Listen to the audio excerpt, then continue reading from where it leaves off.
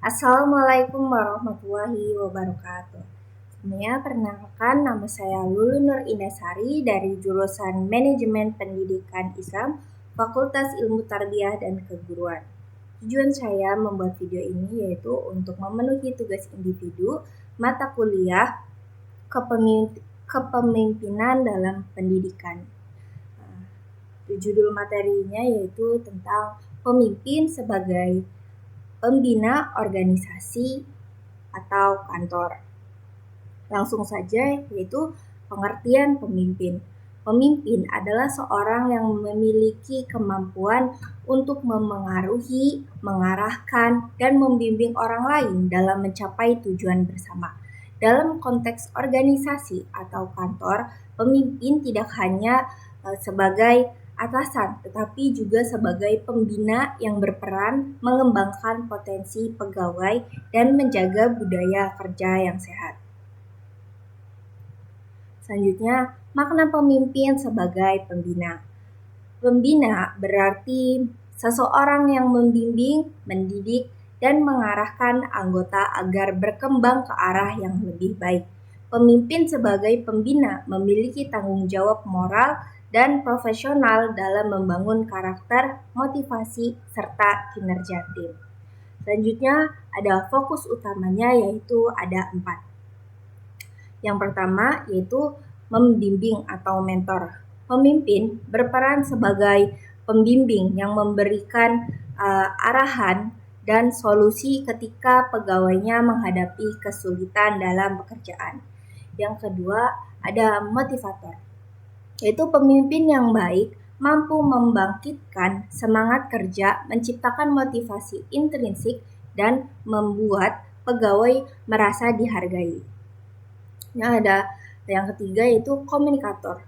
Pemimpin menjadi penghubung yang efektif antara pimpinan dan atasan dan pimpinan atas dengan pelaksanaan di lapangan, serta memastikan tidak ada miskomunikasi.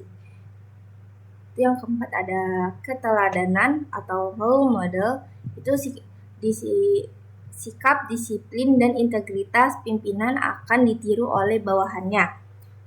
Maka ia harus menjunjung perilaku serta motivatif.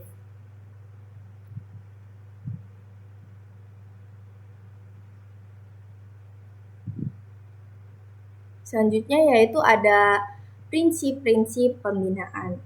Yang pertama yaitu ada keadilan dan keterbukaan. Nah, pemimpinnya harus melakukan semua pegawai secara adil dan terbuka dalam komunikasi maupun keputusan. Dan yang kedua itu konsistensi dan keteladanan. Sikap yang stabil dan sesuai ucapan, tindakan akan menumbuhkan kepercayaan bawahan. Yang ketiga yaitu ada komunikasi dua arah. Pembinaan efektif menjadi bila ada dialog,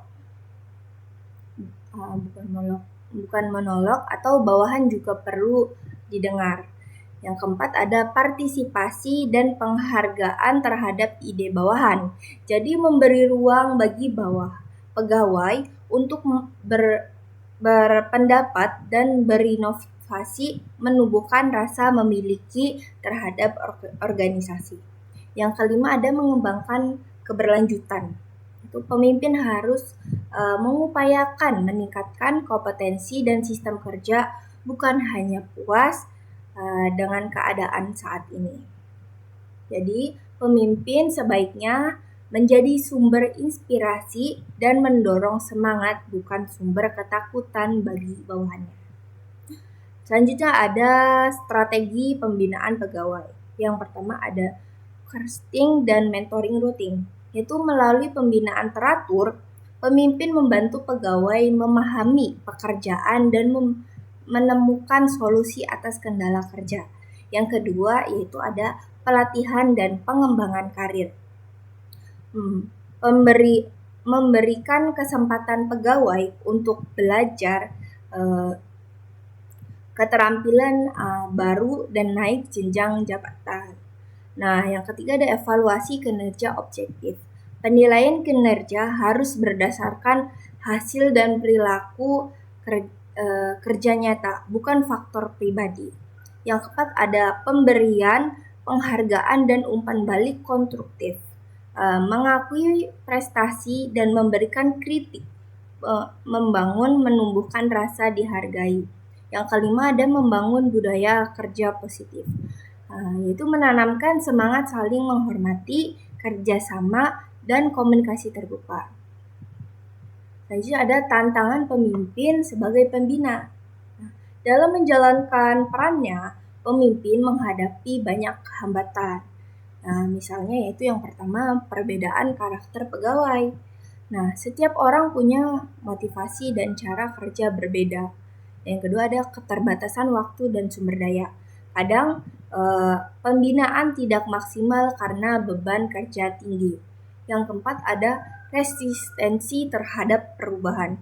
Beberapa pegawai sulit menerima hal baru. Yang keempat ada kesenjangan komunikasi. Ini tuh bisa menimbulkan salah paham dan konflik. Jadi solusinya, terapkan kepemimpinan partisipatif, melibatkan bawahan dalam pengambilan keputusan, dan empatik, memahami perasaan orang lain. Yang selanjutnya ada contoh implementasi di kantor.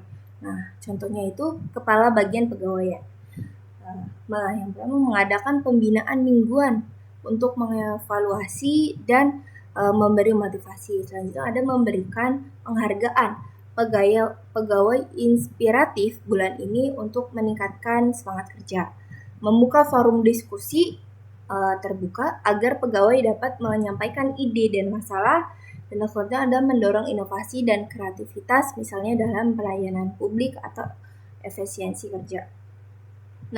Ini menunjukkan bahwa pembinaan tidak hanya berupa sifat, tapi serangkaian kegiatan nyata dan berlanjutan. Jadi kesimpulannya, pemimpin sebagai pembina memiliki peran strategis dalam membentuk karakter dan kinerja pegawai. Pembinaan yang dilakukan secara konsisten akan menghasilkan tim yang produktif, loyal, dan solid. Ukuran keberhasilan pemimpin bukan hanya target kerja tercapai, tetapi juga bagaimana ia mampu menumbuhkan manusia-manusia yang berkembang dan bahagia dalam pekerjaannya. Mungkin cukup sekian dari saya, kurang lebihnya mohon maaf. Wassalamualaikum warahmatullahi wabarakatuh.